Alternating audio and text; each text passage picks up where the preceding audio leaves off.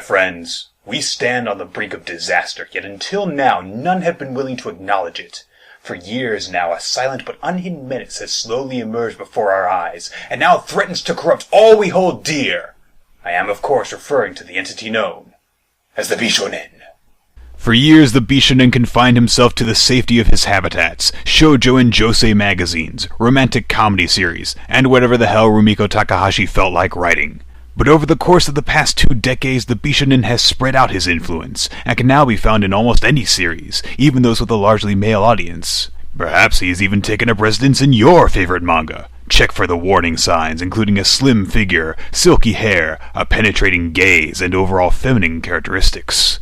When confined to series meant to appeal to women, Bishonen can thrive while being kept safely away from those of us readers who have manlier preferences. Yet over the last several years, they have managed to find their way into series that have primarily male audiences, as if the writers of those series want to broaden their appeal or something.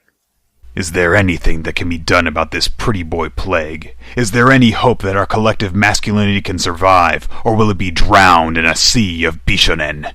Fear not, my friends, for there is hope. In the form of these testosterone-packed characters, they embody such fierce manliness that even the most sedative souls will be set ablaze merely by being in their presence. So what exactly do I mean by a badass manga character? Well, to put it simply, I'm referring to a badass character with a specific and very masculine aesthetic. The giant bruiser who solves his problems by punching them in the face until they fall over. Other characters might get the job done in flashy, cool-looking ways, but the badass manga character doesn't bother dancing around. He just charges in, takes his knocks, and refuses to back down. Other than fulfilling these conditions, the only rule for entries on the list is that the character must be from a currently ongoing series. After all, we cannot rely on relics of the past to battle the current Bishonen menace. So to those of you who are going to complain that Kenshiro wasn't on the list, there's your explanation. Also, without this limitation, I would just spend half the video talking about Kongo Bancho. And now, without further delay, I present to you...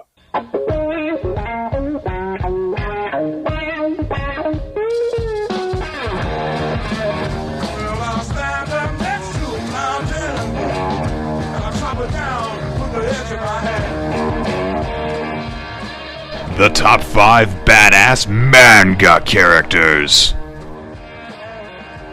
Number 5. Takamura Mamoru from Hajime no Ippo.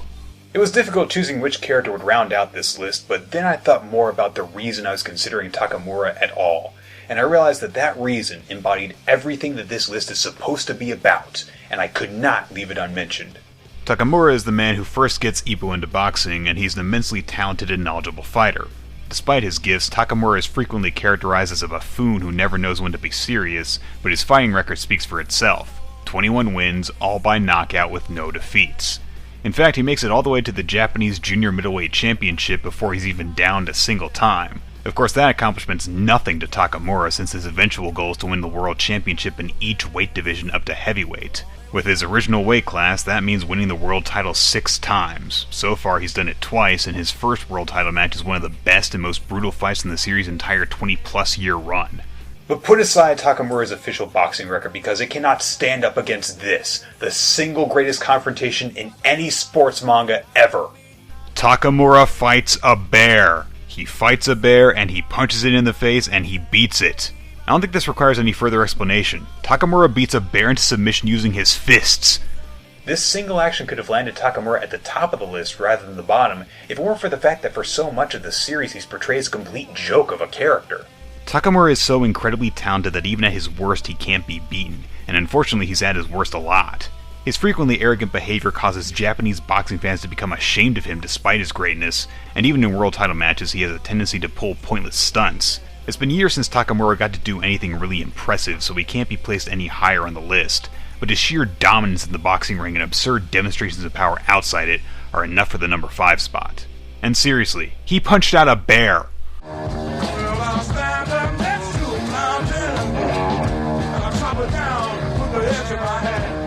Number 4.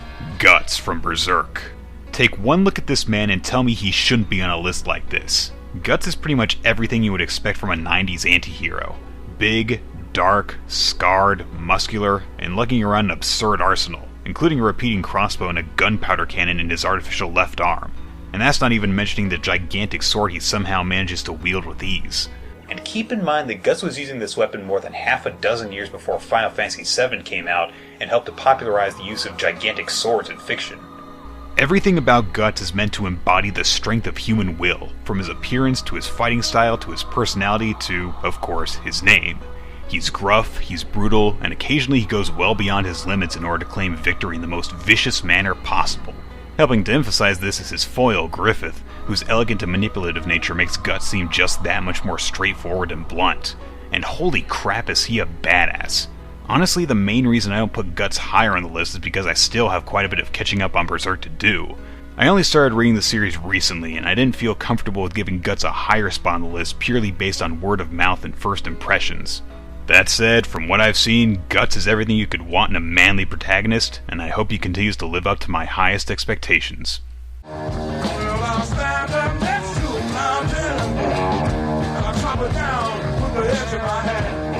Number 3. Whitebeard from One Piece. Sometimes the briefest appearances leave the deepest impressions, and few events in One Piece had a bigger impact than the death of Whitebeard. Edward Newgate, leader of the Whitebeard Pirates, led a small-scale war against the entire Marine Corps in an effort to save Portgas Diaz, a high-ranking member of his crew and series protagonist Luffy's older brother. It was during this time that the audience learned exactly why Whitebeard was considered one of the 4 most powerful pirates in the world. Not only did his crew apparently number in the hundreds and include some very strong fighters, but each of them was fiercely loyal to him and saw him as a father.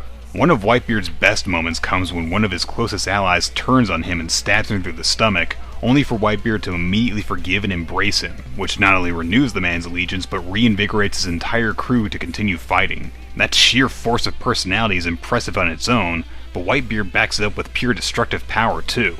Whitebeard wielded the power of the Gura Gura no Mi, a devil fruit that gave him the ability to send out shockwaves through the earth and the air. With this power, Whitebeard could single-handedly and literally change the landscape of entire battles, and he was often recognized as the strongest man in the world. And yet, despite all of that, Whitebeard seems even more badass when he dies, partially because of all the effects that his death has on the world. When he's killed by Blackbeard's crew, Whitebeard's empire is broken up and a number of leaders fall into and out of power. We're still learning about all that's changed because of his death, and damn if it wasn't a cool death. The pages depicting his still-standing corpse are just amazing, and the captions accompanying the image mention all the wounds he suffered in battle, and how none of them were on his back because he never turned to run. And more than his power, more than his charisma, is that unwavering determination and the image that accompanies it that cinches Whitebeard's spot on the list. Threaten his son and he'll break the earth in half to get to you. In the Protective Fathers competition, the guy could give Liam Neeson a run for his money.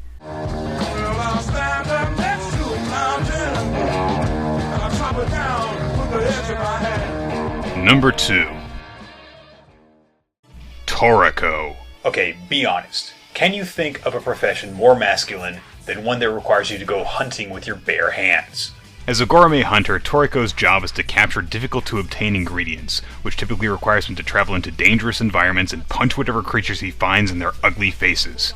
There's nothing particularly special about Toriko's personality that earns him this ranking over other shonen heroes. It's just how often and how effectively he beats the hell out of his opponents and/or his meals.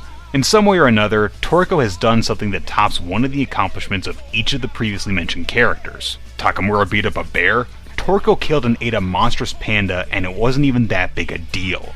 Whitebeard's power is to cause earthquakes. Toriko can cut a crevice in the earth by accident. Guts severed his arm and replaced it with a cannon. Toriko had his arm chewed off and threw a punch with his still bleeding stump. Ugh, I can feel the hair on my chest growing just by talking about that scene. Toriko has been involved in some of the most amazing fight scenes of any shonen series in the past few years. Few shonen manga manage to be as visceral as Toriko is regularly, and every attack carries so much force behind it you can't help but get pumped. And Toriko himself is at the center of it all, brawling with leviathans and then devouring them with a big smile on his face. And as the series goes on, in true shonen fashion, Toriko just gets stronger and stronger. At the start of the series, he could stare down an entire pack of giant four-armed gorillas, Chuck Norris style. More recently, he's become so strong he can atomize an ogre with a single punch, and now he's planning on taking on some feral lion horse thing the size of a skyscraper. If there's anything Toriko lacks, it's probably just subtlety, which makes him a perfect fit for the number 2 spot on the list. And so, one question remains. What character could possibly define masculine badassery more so than Toriko? Well...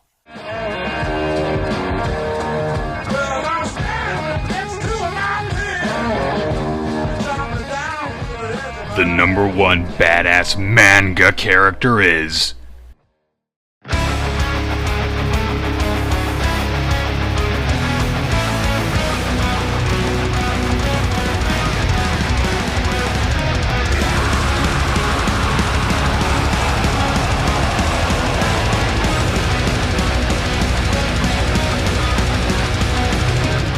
For those of you who haven't read Vinland Saga, you need to do so immediately.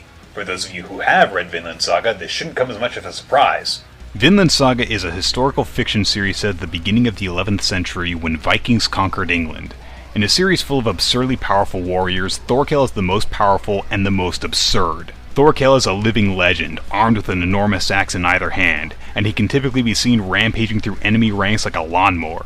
He's so strong that most people in the series think of him as more of a monster than a man, and some of his own soldiers suspect that he's the avatar of Thor.